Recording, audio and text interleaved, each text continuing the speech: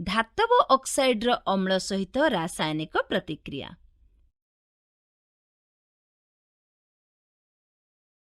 गोटिए धातव oxide और गोटिए अम्ल मध्यरे रासायनिक प्रतिक्रिया घटिले सेथिरु लवण और जल सृष्टि होइथाय।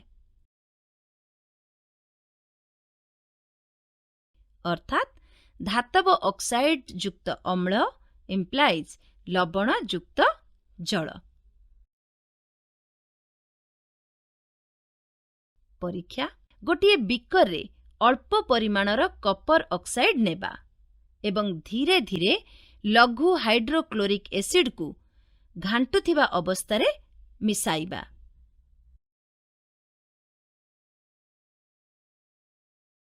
एवं सेथिरु उत्पन्न उत्पादकरे नाली लिटमस पेपरटी को बुड़ाइबा।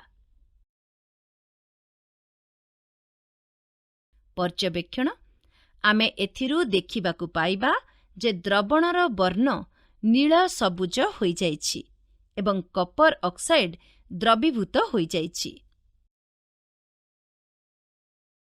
रासायनिक प्रतिक्रिया रे कपर 2 क्लोराइड उत्पन्न होइथिबा जोगु द्रवणर वर्ण नील सबुज होइछि एवं लिटमसटी मध्य नील होई जाइछि।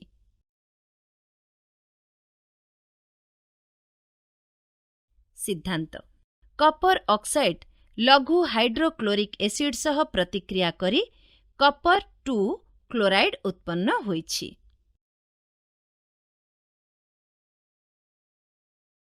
एहा साधारणतः क्षारीय अटे कारण एहा नाली लिटमस पेपरटी को नीलरे परिणत करुछि। तेणु आमे एथिरु जानिबाकु पाइले जे क्षारक ओ अम्ल प्रतिक्रिया भली धातव ऑक्साइड अम्ल सहित रासायनिक प्रतिक्रिया कले लवण और जल उत्पन्न हुए। तेणु धातव ऑक्साइड गुड़ी को क्षारीय ऑक्साइड कहा जाए। कपर ऑक्साइड युक्त hydrochloric acid implies Kapoor 2 chloride युक्त जल। CuO युक्त 2HCl इम्प्लाइज CuCl2 युक्त H2O। अधातव ऑक्साइड एवं क्षारक मध्यरे प्रतिक्रिया। गोटिए अधातव ऑक्साइड और क्षारक मध्यरे रासायनिक प्रतिक्रिया घटिले सेथिरु लवण और जल सृष्टि हुए।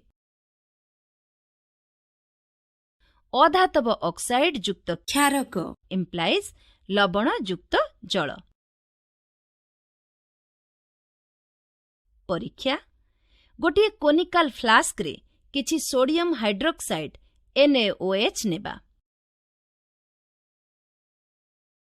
सेथिरे एक गैस सिलिंडर रु एक पाइप जोगे कार्बन डाइऑक्साइड CO2 गैस को प्रवाहित करा जाऊ एवं सेथिरु उत्पन्न हेउथिबा उत्पाद रे एक लाल रंगर लिटमस पेपर बुड़ा जाऊ। पर्यवेक्षण उपरोक्त परीक्षारु देखागला जे सोडियम हाइड्रोक्साइड और कार्बन डाइऑक्साइड रो रासायनिक प्रतिक्रिया घटी सोडियम कार्बोनेट और जल सृष्टि होइथाय।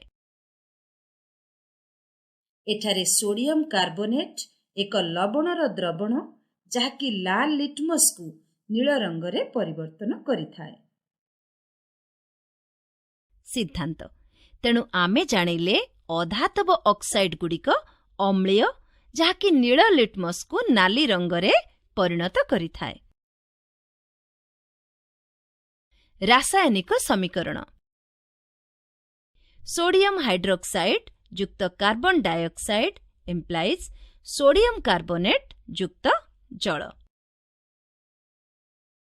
2NaOH युक्त CO2 इम्प्लाइज Na2CO3 युक्त H2O।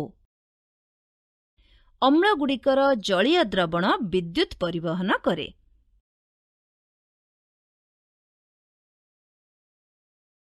परीक्षा किछि लघु हाइड्रोक्लोरिक अम्लर द्रवण एक बिकर रे नेबा।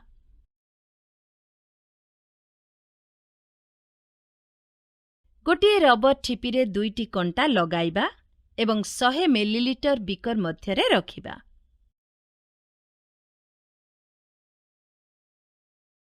ଗୋଟିଏ ବଲ୍ବ ଓ ଗୋଟିଏ ସୁଇଚ୍ ମଧ୍ୟ ଦେଇ କଣ୍ଟା 2ଟିକୁ 6 ଭୋଲ୍ଟ ବ୍ୟାଟେରୀର 2 ବିପରୀତ ଅଗ୍ର ସହିତ ସଂଯୋଗ କରିବା।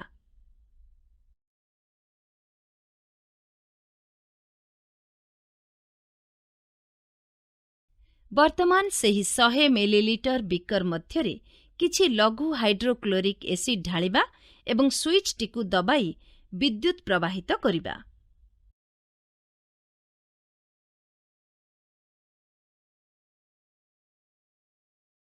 ପର୍ଯ୍ୟବେକ୍ଷଣ।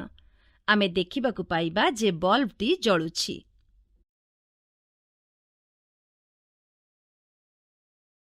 ସିଦ୍ଧାନ୍ତ।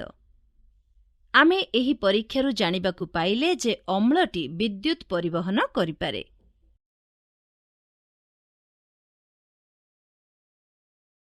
ଆୟନଗୁଡ଼ିକ ଦ୍ୱାରା ଦ୍ରବଣ ମଧ୍ୟରେ ବିଦ୍ୟୁତ୍ ସ୍ରୋତ ପରିବହନ ହୋଇଥାଏ।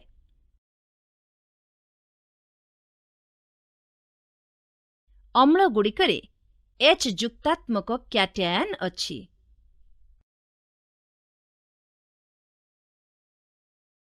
ତେଣୁ ଏଥିରୁ ଜଣାଗଲା ଯେ ଅମ୍ଳଗୁଡ଼ିକ ଦ୍ରବଣରେ ହାଇଡ୍ରୋଜେନ୍ ଆୟନ H ଯୁକ୍ତାତ୍ମକ ଆକ୍ୱିୟସ୍ ଉତ୍ପନ୍ନ କରନ୍ତି।